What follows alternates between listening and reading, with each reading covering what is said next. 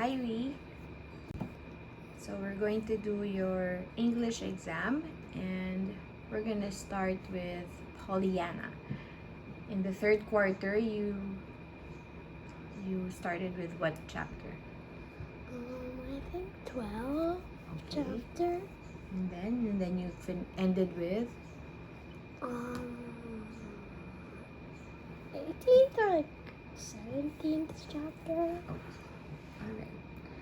So can you please tell me about Pollyanna from chapter 12 to 17 Or 18. or 18? Yes. Okay. So Pollyanna met this boy. His name is Jimmy Bean, and she's he, he's an orphan, so she's trying to find him a home. So like she like wants to find people so they could find him a home instead. So she went to the Ladies' Aid and asked if anyone would want to find him a home. But then one of them said like maybe like there could be from like he could like transfer to India like to go he could go to India so like so the home could probably be there instead because yeah that's what one of them said. But so she talked to Jimmy Bean that like he would probably go to India someday because that's probably where his home would be. So then Pollyanna, she went like she went to the Pendleton Woods and she walked there because she'll go back home like at 6 anyway, so she just wanted to walk there because she had time. And it was very beautiful, and but then she heard like a dog barking, and then suddenly she saw the dog like going towards her. And then after that, like she said hi boy, and then she sort of looked familiar because of the man John Pendleton. She was like, why don't you look a bit familiar? So then she followed the dog, and then she saw a man, and then she said, Mr. Pendleton, because she saw his face. And then she said, what are you doing here? And then, are you okay? Are you hurt? And then he said, no, I'm just taking a little siesta. Mm-hmm. But then I think he's acting a bit sarcastic or something. Yeah. But and then he said, do you know what a port couche? Yeah, I don't know how to say it, but and then she said, yes, I do. Like I have one like near my sun parlor. I don't know where that is, but yeah. And he said, can you go to my house to and um um um unlock the door and call Dr. Shelton because because my leg is broken. So she's like, your leg is broken because I think you like tripped somewhere. So then she went to his house to from the side or the back, and then like she opened the door, and then she just went to the hallway and she saw the card of Dr. Shelton's number, and then she called it, and then she called Dr. Shelton to get help because the Mr. Pendleton is hurt because of the broken leg. Mm-hmm. So then they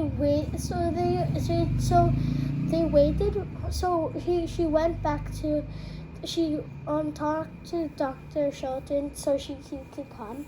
So then she went back to Mr. Pendleton, and then she went, and then after that, like they waited for Dr. Shilton because yeah, so she can help. So then when he came, he helped he helped Mr. Pendleton to get better. So and there was like lots of help, and then after that, like I think she went back home, and then she went back home, and then after that, the next chapter, I think, yeah, and then so they made jelly for Mr. Pendleton, and then Was he rescued? from Dr. Shilton. No, from, I mean, because he was stuck in the forest, right? Yeah, I think they put him back to his house. Yeah. So then they made jelly for Mr. Pendleton because she was sick. But then Aunt Polly said,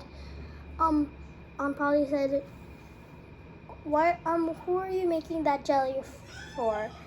And then she said, "Mr. Pendleton." And then she's like, "You know that guy?" And then she was surprised. And then she's like, "Oh, so you know him?" And then she said, "Yes, but does he know you?" And then she said, "Yeah, but he doesn't really know." I told him my name, but he never called me that," Pollyanna said. And then Aunt Polly said, "How about you like give the jelly to Mrs. Snow?" And then she said, "Yeah, but Mrs. Snow is sick. She can be sick any day. But Mr. Pendleton has a broken leg, so we have to help him." And then she said,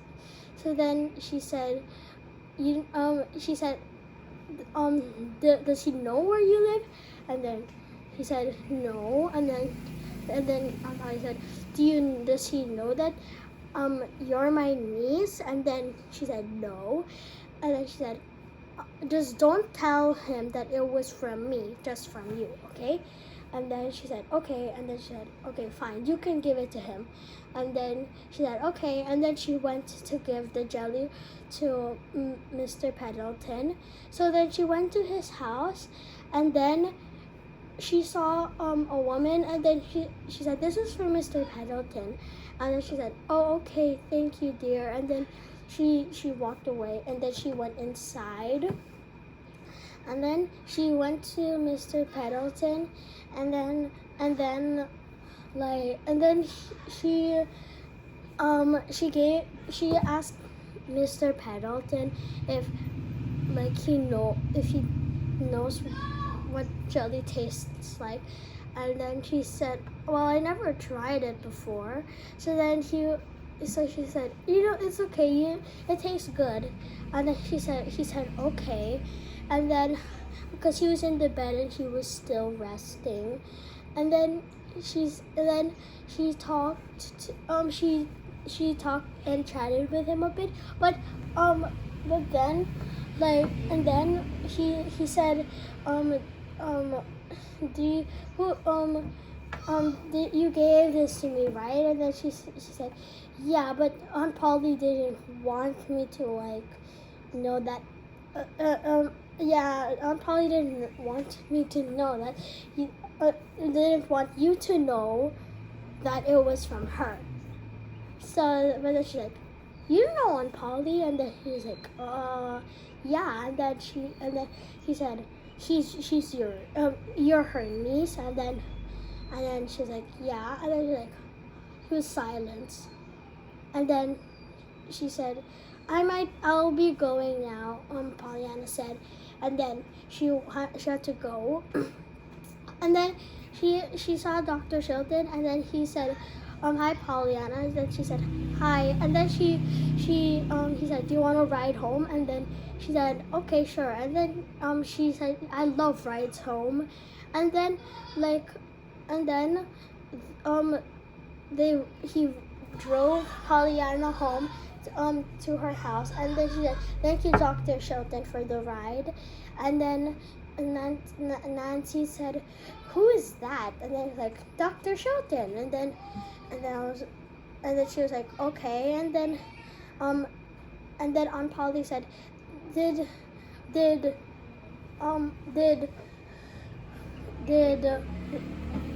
Mr. Pendleton know that the jelly was from me?" And then he said, "Well, I said that she doesn't want you to know. I said that to Mr. Pendleton, well, she doesn't want you to know that it was from her." And then she said, "No, Pollyanna, you didn't do what I said." And then she said, "What? No, I just did what you said." And then she said, "No, you're supposed to not make him not think that. You didn't just say that." And she's like, "Oh, I'm so sorry, Aunt Polly." And then she was really mad. So then and then the next chapter, like when Pollyanna, like the next morning, Pollyanna saw Aunt Polly. Her hair was so curly, and it was so soft, and she saw that was so pretty. And then Pollyanna said, "Aunt Polly, your hair is so pretty. I would love to make a few touches for you." And then she's like, "No, Pollyanna, and then she did this to her hair, so like it will not. She will not do it. So she won't do it anymore. She's like, "No, Aunt Polly, keep the hair." And then she got Aunt Polly and then dressed her up, and she dressed her up into roses, and then and lots of other things, and then lots of other makeovers on her. And then she got a blindfold so she won't see. And then she said, "Pollyanna, let go of me right now." And then after that, she Pollyanna opened the blindfold, and she's like, "Pollyanna, why would you do that?" And then she went downstairs, and then she removed everything. And then she said, "Aunt Polly, but you look so lovely." And then she said, "No, you don't just do that to me." And then she said, and then she said, "No, come on, keep it." And then she's like, "No." And then Dr. Shelton was there to went to Pollyanna's house, like to pick her up so she could see Mr. Pendleton again. And then she went to Dr. Shelton, and then she said, did you think that Aunt Polly looked lovely?" And then nothing really. He didn't say anything. And then she said, "Yes, she did." And then she said, "Okay, I'll tell her right now because to prove it." And then she was like, "No." And then I was like, "Why?" And then she was like, "Why?" And then she said, "Because she might be mad or something." And then she said, "I'm here to we'll drive you to Mr. Pendleton's house." And I was like, "Oh, I need to ask Aunt Polly first." And then he said, "Okay, you go." And then she a few moments later, Pollyanna looked sad, and then she said, Dr. Shelton said, "Why?" And then Pollyanna said, she said yes, but she wanted me to go too much." And then he said, "Too much? Why?" And then she said this to me, yes, you can go. I didn't even want you to come anyways here." Yeah, to her. And then she went to Mr. Pendleton's house. When she went inside Mr. Pendleton's house, she went to Mr. Pendleton, and then she saw the room was the light shined with rainbows, and then the light was covered in rainbows. And then she said, "Oh, Mr. Pendleton, this is so pretty. How did this happen?" And then he said, "Do you see these lights and the sun? It shined the light the sun the light of the sun shine through shined through shone through the glass, and then it made all of the room covered in rainbows." And then she said, "Oh, how pretty!" And then Mr. Pendleton said, "Go check to the box over there." And then she opened the box. It was full of souvenirs and like jade from like China, or, Wow. yeah, or like and like other souvenirs, and like souvenirs from India and lots of countries. She's like, "Oh, how beautiful!" And then the India's souvenir, it reminded her of Jimmy Bean because he had to go to India, so he could find a new home there. So then she was like, and then she closed the box, and then Mr. Pendleton said, "Oh, do you want to learn how to make one of those hanging, I don't know how to call it, like those hanging glass over there, so you can you can make the rainbow shine in your room?" And then she was like, "Yes, of course." And then he called Nora, and then Nora, she's like thinks the maid or something, and then she said, "Nora, can you hand me some roses and prims and glass and Candelabra. candelabras?" And then he attached all of those to it together, and then he hung he hung it up, and then everything was shining with colors. And then she was like, "Oh, how pretty!" And then he said, "You can take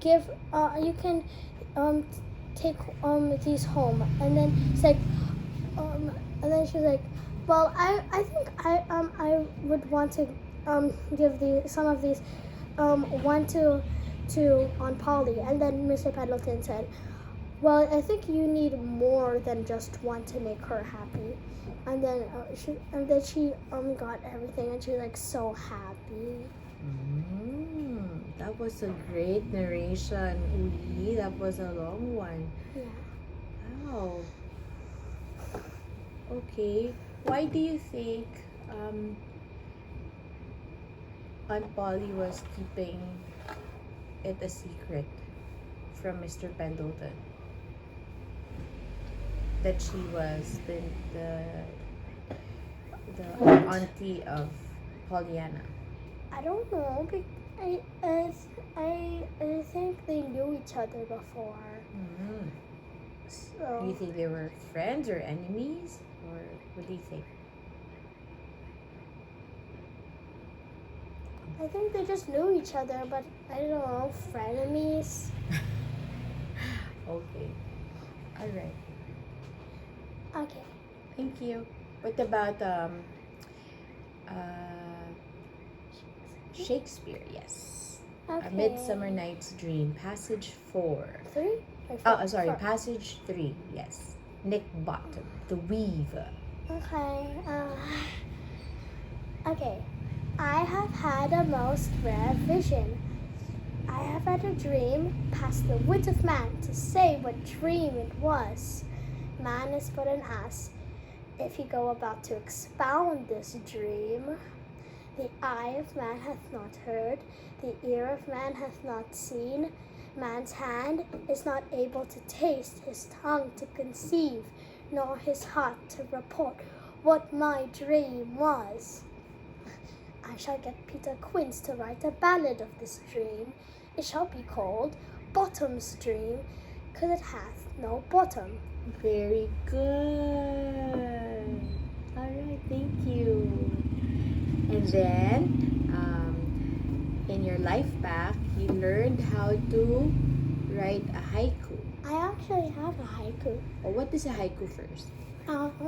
It's a style of Japanese poetry, and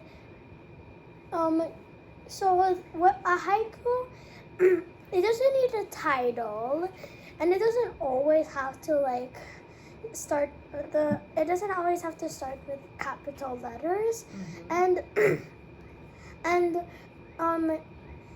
the first line of the poem the first line has 5 syllables, and the second line has to have 7 syllables, and the last line has to have 5 syllables. So only 3 lines. Yeah.